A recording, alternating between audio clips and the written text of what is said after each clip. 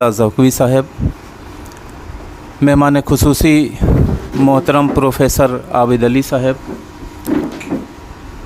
Engineer Afroz आलम साहब, हमारा टांडा के मोतबर शायर जनाब खालिद आज़म साहब, सोहेल अनवर साहब, डॉक्टर अशहर साहब, मास्टर तकमील साहब और मोहतरम जनाब खालिद आज़म साहब तशरीफ़ फरमा हैं। अच्छे गज़ल गो हैं, इनकी एक किताब भी मंज़र-ए-आम पर आ चुकी है और डॉक्टर ज़ौक़ी साहब के ये शागिर्द रशीद रहे हैं। इनकी एक बहुत बड़ी पहचान ये भी है।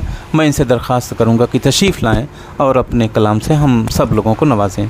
मोहतरम जनाब डॉक्टर खालिद साहब जो पुलिस महकमे में मुलाजमत बरसर रोज़गार भी मुलाजमत भी कर रहे हैं, मैं इनको आवाज़ दे रहा हूँ। जनाब खालिद आज़म। ज़ौक़वी साहब, मेहमान खुसूसी मोहतरम प्रोफेसर आबिद अली साहब, इंजीनियर अफरोज़ आलम साहब, हमारा टांडा के मोतबर शायर जनाब खालिद आज़म साहब, सोहेल अनवर साहब, डॉक्टर अशहर साहब, मास्टर तकमील साहब, जान वाजिदी साहब अपने कलाम से नवाज रहे थे। खूबसूरत कलाम और अच्छे तहतुल लफ्ज़ में पेश कर रहे थे। जब कलाम अच्छा होता है दोस्तों तो खुद दाद शोहरा से और असातिज़ा से भी हासिल कर लिया करता है। इस हवाले से फैज़ान साहब काफ़ी कामयाब होकर के गुज़रे।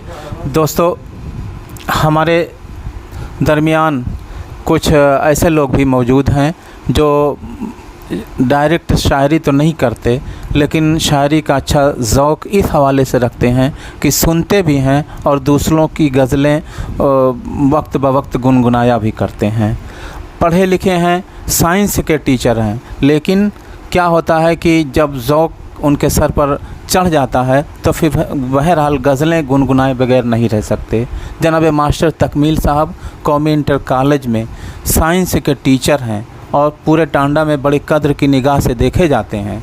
और एक ज़ौक़ इनका ये भी है कि कहीं कुछ देखते हैं तो उसको अपने कैमरे में कैद करने की कोशिश भी करते हैं और कोई प्रोग्राम होता है तो वहाँ अपनी स्पीच से अपनी गज़लों जो इनकी मुंतखब गज़लें किसी न किसी की होती हैं उसको भी पेश करते हैं। तो ये यहाँ पर मौजूद हैं। मैं चाहता हूँ कि यहाँ आकर के अपनी कोई मुंतखब गज़ल जो इनको काफ़ी अच्छी लगती हो आकर के पेश फरमाएँ। काफ़ी कामयाब होकर के यहाँ से गए। तकमील साहब के बाद मैं चाहता हूँ कि बताया जैसे कि उन्होंने शमशाद साहब ने कि गुनगुनाते भी हैं, तो मैंने कहा